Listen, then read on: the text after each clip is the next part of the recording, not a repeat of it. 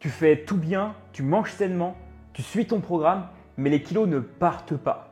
Pourquoi? Parce que les aliments que tu crois bons sont en réalité de vrais saboteurs. Et le pire, c'est que tu les consommes sûrement tous les jours sans même t'en rendre compte. Dans cette vidéo, je vais te révéler 10 aliments qui sabotent et ralentissent ta perte de poids et surtout te donner des alternatives pour que tu puisses continuer de te faire plaisir sans saboter tes efforts. Alors pourquoi certains aliments sont de faux amis? Tu as dû le remarquer toi aussi quand tu te rends dans un magasin, qu'est-ce qu'on voit directement?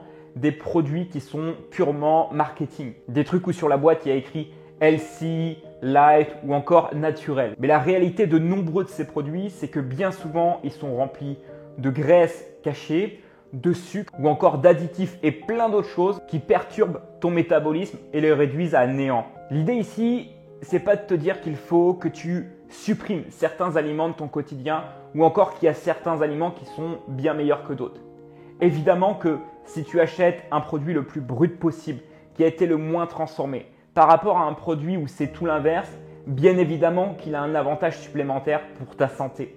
Mais l'objectif ici, c'est surtout que tu comprennes comment mieux les intégrer dans ton quotidien de manière intelligente pour à la fois garder du plaisir, rester totalement humain et atteindre pleinement tes objectifs. Si tu veux vraiment transformer ton corps, il te faut savoir quoi éviter en termes d'aliments et surtout par quoi les remplacer dès maintenant. Maintenant, on va passer en revue ces 10 aliments pièges et je vais te donner à chaque fois des alternatives. Alors, je t'invite dès maintenant à noter. En 1, les jus de fruits industriels et même ceux où il y a écrit 100% fruits. C'est bourré de sucre naturel mais sans fibres. Résultat, vu que c'est souvent consommé seul, sans autres aliments autour, ça va provoquer chez toi un pic d'insuline et ça va donc favoriser le stockage des graisses. L'alternative ici que je te recommande, c'est d'acheter des fruits complets.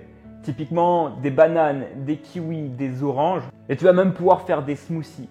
Au moins ici, tu t'assures d'être sur un produit brut et non transformé.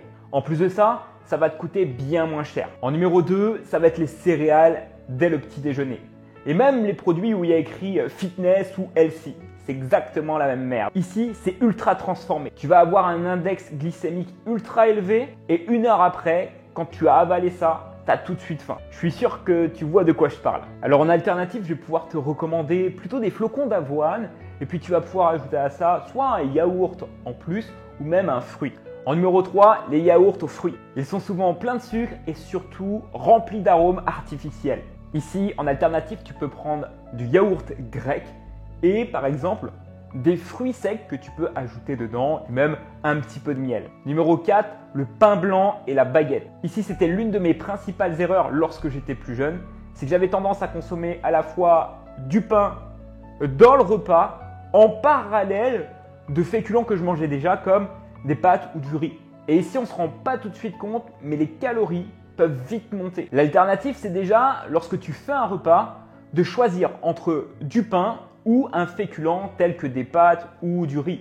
Et si tu veux faire les deux, réduis de 50% chacun des deux aliments. Comme ça, tu es sûr de ne pas surplomber ton niveau calorique. Mais tu peux aussi varier les différents pains avec des pains en graines, des pains complets, etc. En numéro 5, les barres céréales que l'on peut retrouver dans le commerce. Alors c'est vrai que quand on observe la barre, ça donne vraiment faim. Mais est-ce que c'est vraiment bon? La plupart du temps, on te vend ça comme te faisant économiser du temps et te permettant d'avoir quelque chose dans ton corps. Or, c'est souvent bourré de sirop de glucose et donc du sucre. Et tu as même souvent un tas de graisses saturées qui sont bien cachées. À la place de ça, je te recommande de prendre une pomme, une banane, un petit peu d'amande ou même mieux encore, tu peux très facilement réaliser des barres maison à partir de flocons d'avoine, de chocolat, d'une banane et ça va te prendre moins de 15 minutes une fois passé au four. En numéro 6, on va retrouver les plats light ou les plats minceurs. Pour en avoir déjà consommé, dans un but de comprendre pourquoi beaucoup de personnes ont tendance à consommer ça, et aujourd'hui je vous comprends, ça permet d'aller vite, tu manges sur le pouce, mais en réalité à l'intérieur, déjà il y a très peu de protéines, chose qui te permet d'être et de te sentir rassasié. En deuxième, c'est souvent bourré de graisse et pas forcément les meilleures graisses. Ils ne te mettent pas forcément de la qualité et ça, c'est bien triste. Et en 3, ça va être bourré de sucre en plus. Pourquoi? Parce qu'ils ont besoin que tu reviennes manger chez eux. Et le sucre est l'un des additifs les plus puissants pour t'y encourager. Et de toi à moi, un plat comme ça coûte relativement cher. 3, 4, voire 5 euros et certainement plus pour certains plats. Ce que tu peux apprendre à faire dès maintenant, c'est du batch cooking. En gros, plutôt que préparer un seul repas par un seul repas lorsque tu es chez toi, t'envisages d'en préparer 4, 5, voire une dizaine pour plusieurs jours. Ça te permet de réduire ton budget course et ça te permet de toujours avoir quelque chose de sain à consommer. En numéro 7, on va avoir les boissons sucrées et même les boissons qui sont dites light. Ici, je sais que pour beaucoup, c'est difficile de s'en séparer. Et je vais pas te cacher que étant plus jeune, adolescent, mon papa travaillait dans une usine qui me permettait d'en consommer à volonté. Et dis-toi que si j'ai eu tant de mal à m'en séparer, c'est parce que c'est l'une des plus grosses addictions aujourd'hui. Et c'est pas ça le problème, c'est surtout la quantité qu'on a tendance à consommer. C'est rempli de sucre, c'est rempli d'arômes artificiels, d'additifs, et à la fin, ça vient à dérégler tout ton organisme. Pire encore, ça te rend plus faible. Parce que boire une boisson sucrée, c'est succomber directement à l'état de facilité. Et tu le remarqueras, quand tu bois une boisson sucrée, généralement après, tu n'as plus rien envie de faire. Et encore moins une séance de sport. Ici, ce que je t'invite à faire, c'est déjà de réduire drastiquement ta consommation de sucre. Vas-y à ton rythme, mais crois-moi que ça fera une nette différence. Si tu t'enfiles 3-4 canettes par jour, passe à 50% de moins. 2, 1, c'est l'idéal. Tu peux même remplacer par des eaux pétillantes. Tu peux faire infuser du thé de différentes saveurs. Mais pour ton bien, crois-moi, il te faut absolument avoir pleinement conscience de ça. Je sais que c'est difficile, mais tu peux réussir. En 8e place, on va retrouver toutes les sauces industrielles, que ce soit le ketchup, la mayonnaise, la moutarde et toutes les autres sauces qu'on peut trouver partout. Par exemple, la pomme frite de chez McDo. Ici, c'est souvent plein de sucre et même chose, rempli d'additifs. En l'espace d'une seule portion, on peut très rapidement arriver sur 100 calories. Et moi, je suis un fin connaisseur de toutes ces sauces-là parce que c'était mes sauces préférées. J'en consommais à outrance et c'est bien évidemment ça en plus qui m'a conduit à encore prendre plus de poids. Aujourd'hui, j'ai totalement coupé avec la majorité de celles-ci et surtout la mayonnaise parce qu'entre nous, la mayonnaise, elle contient quand même beaucoup de graisse. Alors c'est sympa de temps en temps pour des repas de fête à consommer avec des œufs par exemple, mais pas tout le temps. À la place, aujourd'hui, j'ai accepté, et ça c'est peut-être aujourd'hui mon défaut, de consommer encore du ketchup. J'essaye de le prendre le plus naturel possible. C'est vrai que le ketchup, ça reste relativement sain et très peu calorique. Mais tu peux aussi ici remplacer, par exemple, ta sauce préférée par du concentré de tomate ou différents vinaigres. Par exemple, le vinaigre balsamique, le vinaigre de cidre, le vinaigre de vin rouge ou même le citron. Et petite astuce de chef, si de ton côté tu veux réduire les sauces que tu consommes au quotidien tout en perdant du poids, eh bien tu peux favoriser le yaourt grec ou le fromage blanc et à ça tu ajoutes un petit peu de vinaigre de vin ou même du ketchup et des herbes par exemple et du sel et du poivre. Tu vas voir, tu vas te régaler et en plus ça a un effet assez rassasiant.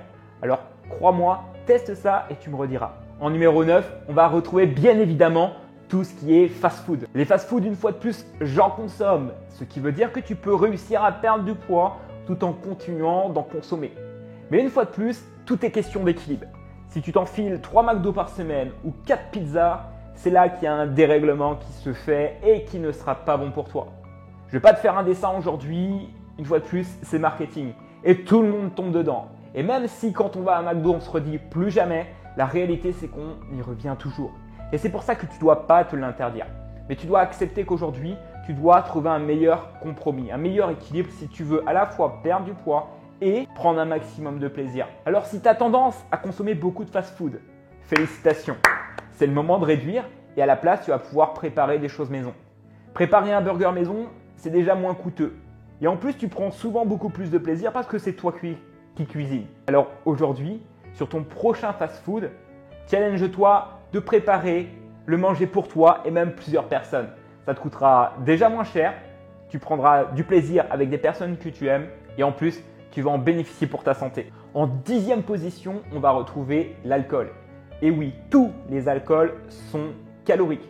Et même le vin. Moi qui adore le vin, j'ai dû non pas faire une croix dessus, mais surtout apprendre à le modérer. Si tu aimes boire de l'alcool pour relâcher la pression et autres, dis-toi qu'il y a d'autres alternatives déjà.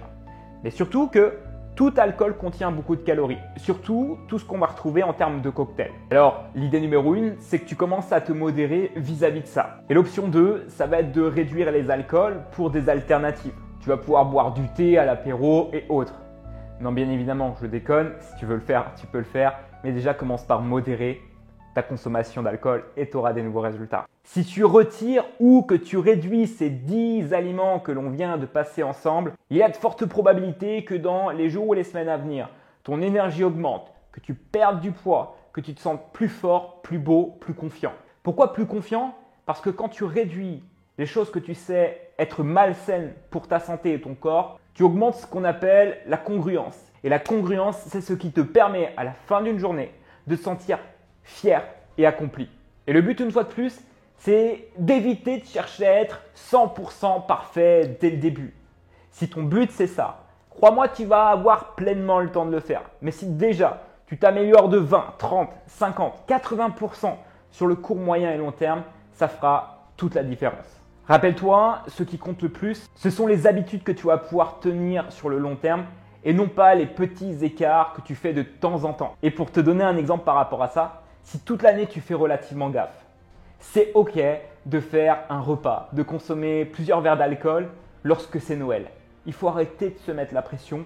C'est pas forcément comme ça qu'on vit de la meilleure des manières. La vie, elle est selon moi faite pour être vécue pleinement, tout en ayant conscience de ce qui est potentiellement mauvais pour notre santé. Ça serait cool que tu puisses me dire directement en commentaire quels sont les différents aliments parmi ces 10 que toi tu as tendance à consommer et c'est quoi l'alternative que tu peux essayer dès maintenant pour t'améliorer. J'attends ta réponse avec impatience et je serai le premier à y répondre. Maintenant que tu sais quels sont les aliments qui peuvent freiner ta perte de poids, il est maintenant temps d'appliquer ça dans ton quotidien. Dans la prochaine vidéo, je vais te donner un plan repas concret pour t'aider à perdre 3 à 5 kilos dès le premier mois. Tu auras même à disposition une liste de courses te permettant de faire à la fois des économies et de faciliter tous tes achats. Tu sauras enfin exactement quoi acheter et quoi cuisiner. Si cette vidéo t'a aidé et que toi aussi à ton tour tu veux avoir un impact à ton échelle, mets un pouce bleu et surtout abonne-toi pour profiter de la prochaine vidéo présente dans cette playlist. On se dit à très vite, let's go!